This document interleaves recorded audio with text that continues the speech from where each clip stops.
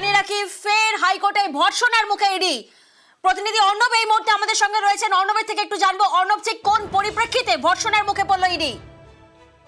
নিয়োগ দুর্নীতির দুটো মূল মামলার শুনানি চলছে বিচারপতি অমৃতা সিনহার বেঞ্চে, এবং সেখানে বিচারপতি অমৃতা সিনহা জানতে চান তদন্তের অগ্রগতি কি, এবং ইডি যে উত্তর দেয় সেই উত্তরে বিচারপতি সিনহা সন্তুষ্ট হননি, এবং তিনি বলেন যেভাবে তদন্তের গতি এগোচ্ছে তাতে তো যারা ধরা পড়ার কথা তারা তো পালিয়ে যাবে।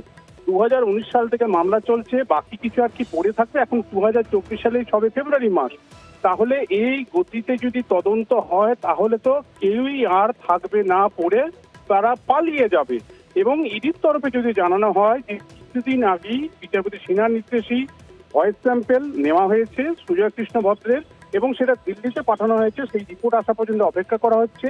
নতুন করে কিছু সম্পত্তির খোঁজ পাওয়া গেছে, আরো কিছু সম্পত্তির খোঁজ করা হচ্ছে, এবং এই প্রক্রিয়ায় নতুন করে কোনো সম্পত্তি ঢুকিয়ে রয়েছে কিনা সেটা দেখার জন্যই এই সময়টুকু লাগছে। শুধু তাই নয়, তাদের বারবার বিভিন্ন মামলা মকদ্দমার মধ্যে পড়তে হচ্ছে, অর্থাৎ তদন্তের গতি থমকে যাচ্ছে এই কারণেই। এখানেই বিচারপতি সিনহা প্রশ্ন করেন, এই ধরনের তদন্ত করতে গিয়ে ইডিকে আশা করে যে খুব মসৃণ ভাবে তাদের তদন্তের পথ সামনে থাকবে এবং তারা এগিয়ে যাবে। যেভাবে তদন্ত হচ্ছে তাতে তদন্তের দিন আরো অনেক লাগবে। কার্যত আদালত ইডির এই তদন্তের গতি নিয়ে অসন্তোষ ব্যক্ত করে, এবং 12ই মার্চ এই মামলার পরবর্তী শুনানি, এবং সেখানেই সব পক্ষ ইডি সিবিআই প্রত্যেকেই তারা তাদের বক্তব্য জানাবে। তবে একই সঙ্গে এদিন ইডির তদন্তের পাশাপাশি সিবিআই তারা তাদের বক্তব্য বা যুক্তি জানায়।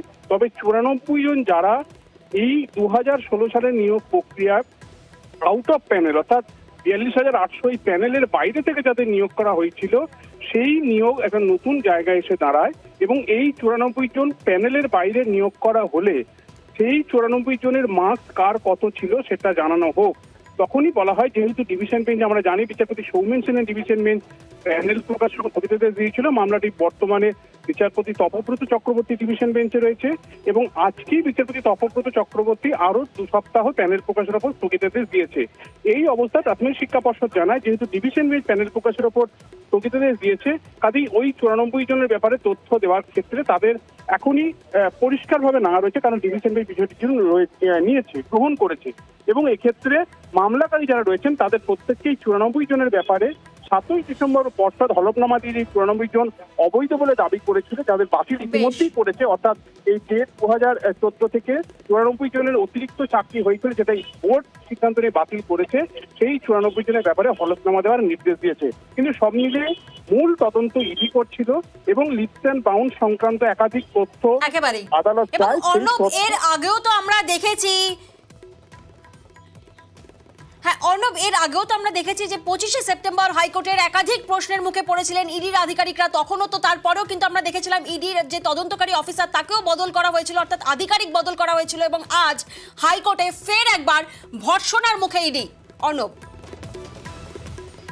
একেবারে তাই, তদন্তের গতি নিয়ে সন্তুষ্ট নয় আদালত, এবং ইডি যেভাবে তদন্তের গতি দেখাচ্ছে, কার্যত একটা বিষয় এটা স্পষ্ট, কারণ আমরা জানি লিপস অ্যান্ড বাউন্ড সংক্রান্ত বেশ কিছু নথি যা আদালতে ইতিমধ্যেই মুখ্য বন্ধ খামে ইডি ইতিমধ্যেই পেশ করেছে।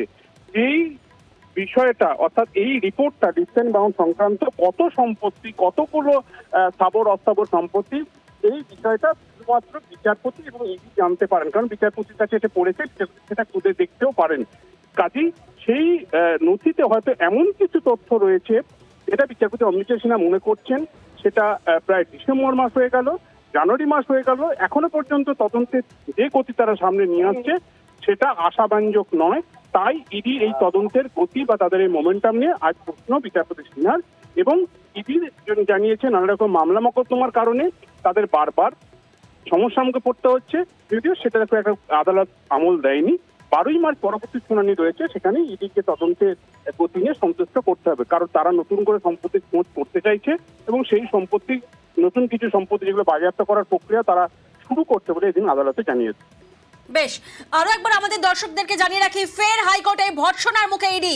প্রাথমিকের দুর্নীতি মামলায় ইডি তদন্তের গতি নিয়ে প্রশ্ন করে, যেখানে ইডি তদন্তের গতি নিয়ে অসন্তুষ্ট বিচারপতি অমৃতা সিনহা। 2019-এ তদন্ত শুরু হলেও 2024-এ তদন্ত শেষ হয়নি। আর এর আগেও আমরা দেখেছিলাম প্রাথমিক নিয়োগ দুর্নীতি মামলায় ইডি তদন্তকারী আধিকারিককে বদল করা হয়েছিল এবং তারপরে আমরা দেখেছিলাম 25শে সেপ্টেম্বর যখন হাইকোর্টের একাধিক প্রশ্নের মুখে ইডির আধিকারিকদের পড়তে হয় এবং আজ হাইকোর্টে ভর্ৎসনার মুখে ইডি।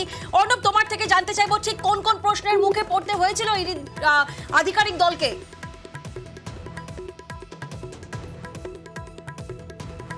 অর্ণবকে আমরা আবারও যোগাযোগের চেষ্টা করবো অর্ণবের সাথে, কিন্তু তার আগে আরো একবার আপনাদেরকে জানিয়ে রাখি, ধীর গতিতে তদন্তে ইডি আর কিছুই পাবে না মন্তব্য করছেন বিচারপতি। 2019-এ তদন্ত শুরু হলেও 2024-এ তদন্ত শেষ হয়নি। ইডির তদন্তের গতি নিয়ে অসন্তুষ্ট বিচারপতি অমৃতা সিনহা। প্রাথমিক দুর্নীতি মামলায় ইডির তদন্তের গতি নিয়ে এবার প্রশ্ন। ফের হাইকোর্টে ভর্ৎসনার মুখে ইডি। যেখানে 2019-এ তদন্ত শুরু হয় কিন্তু 2024-এ এখনো তদন্ত শেষ হয়নি। প্রতি পদে মামলা হওয়ায় তদন্ত ব্যাহত হওয়ার অভিযোগ ইডির তরফ থেকে। এবং আজই প্রাথমিক দুর্নীতি মামলায় ইডির তদন্তের গতি নিয়ে প্রশ্ন, যেখানে হাইকোর্টে ভর্ৎসনার মুখে ইডির তদন্তের গতি নিয়ে অসন্তুষ্ট প্রকাশ করে বিচারপতি অমৃতা সিনহা। অর্ণব এই মুহূর্তে আমাদের সঙ্গে রয়েছেন, অর্ণবের কাছে আবার সরাসরি যাব। অর্ণব, তোমার থেকে জানতে চাইবো ইডির আধিকারিকরা ঠিক কোন কোন প্রশ্নের মুখে আজ পড়লেন হাইকোর্টে?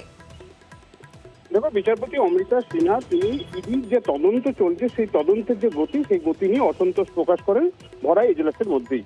এবং এক্ষেত্রে পরিষ্কারভাবে বিচারপতি জানান যে 2019 সালে এই মামলা শুরু হয়েছে এবং 2024 সাল চলছে। যে গতিতে তদন্ত চলছে তাতে সবাই তো ছাড়া পেয়ে যাবে এবং ইডি এই তদন্তে আর নতুন করে কিছুই খুঁজে পাবে না। প্রতি পদে মামলা হচ্ছে, বিভিন্নভাবে তদন্তকে ব্যাহত করার চেষ্টা হচ্ছে, তাই ইডিকে একটু সময় নিয়ে ধরে কাজ করতে হচ্ছে, এমনটা ইডির তরফে উত্তর দেওয়ার চেষ্টা হয়। যদিও পাশাপাশি বিচারপতি এটাও বলেন যে আপনারা কি ভেবেছিলেন সবকিছু খুব মসৃণ ভাবে হয়ে যাবে? এত বড় একটা নিয়োগ দুর্নীতি মামলা খুব মসৃণ ভাবে হয়ে যাবার প্রত্যাশা করাটাও কি ঠিক?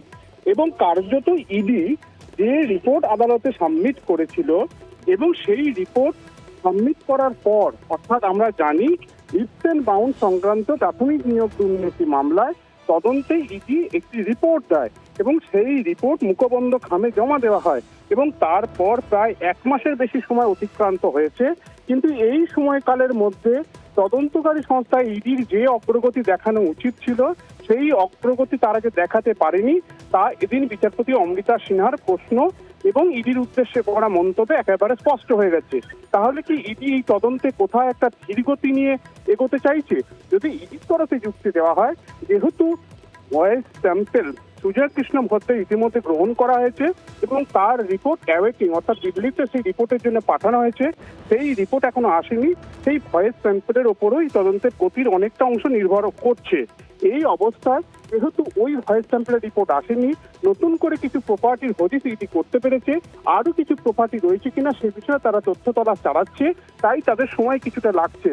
কিন্তু বিচারপতি বারবার বলছেন এতটা সময় পরেও যদি তদন্তে এই গতি থাকে তাহলে কেউ আর এখানে অভিযুক্ত থাকবে না, সবাই ছাড়া পেয়ে যাবে। অর্থাৎ একটা বিষয় বিচারপতি বারবার ইন্ডিকেট করতে চাইছেন এজলাসের মধ্যে, কোথাও নাম ধাম উল্লেখ না করলেও বিচারপতি সিনহা যেটা বলতে চাইছেন, যে রিপোর্টটা আপনারা এজলাসে দিয়েছেন সেই রিপোর্টটার ভিত্তিতেই তো পদক্ষেপ করা যায়, সেটা করছেন না কেন? কার্যত এই কথাটা সরাসরি না বললেও ইডির তদন্তের অগ্রগতি রিপোর্ট সেই সাবমিট করার পরও ইডির কোনো পদক্ষেপ এখনো পর্যন্ত নেই বলেই আদালত এই প্রশ্নটা বারবার ইডির উদ্দেশ্যে করছে।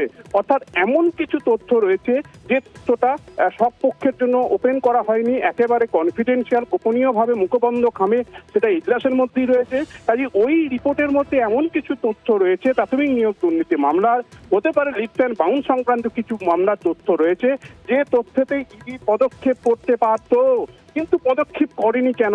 সেই প্রশ্নটাই আজ পরোক্ষে ঘুরিয়ে ইডির এই তদন্তের গতি স্লথ হওয়া নিয়ে প্রশ্ন তুলে বিচারপতি অমৃতা সিনহা কার্যত বার্তা দিলেন ইডির আধিকারিকদের। প্রাথমিক নিয়োগ দুর্নীতি মামলায় ইডি তাদের তদন্তের গতি কেন স্লথ করছে এর উত্তর এই মুহূর্তে ইডি আধিকারিকরা তারা নানা রকম লিটিগেশনে ভাষা, অ্যাডভার্সিয়াল বিভিন্ন লিটিগেশনে ভাষার কথা উল্লেখ করলো, কার্যত সেটা যে ছেদ কথা বিচারপতি অমৃতা সিনহা সেটাই স্মরণ করিয়ে দিতে চেয়েছেন।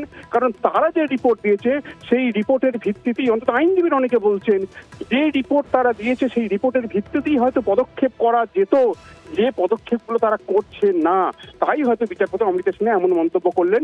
যদিও 12ই মার্চ এই মামলার পরবর্তী শুনানি, এবং সেই শুনানিতেই একাধিক বিষয় সামনে আসবে।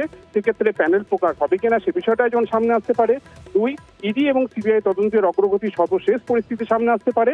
এবং এই প্রাথমিক নিয়োগ দুর্নীতি মামলায় নতুন যে তথ্য আমরা আগেও খবর করেছিলাম, যে প্যানেলের বাইরে 6টা জেলায় 938 প্যানেল যা ছিল, শূন্যপদ যা ছিল, তার বাইরে 938 জনকে নিয়োগ করা হয়েছে, সেই সংক্রান্ত বিষয়েও তথ্য আসতে পারে 12ই মার্চ পরবর্তী শুনানি এই মামলার। কাজেই ইডির তদন্তের সমালোচনা করে বিচারপতি অমৃতা সিনহা প্রশ্ন ছুড়ে বেশ। ইডি তদন্তের গতি স্লথ করছেন, এই বিষয়টাকে সামনে এনে দিলেন এদিন এজলাসে। বেশ, এবং 12ই মার্চ পরবর্তী শুনানি। ধন্যবাদ অর্ণব।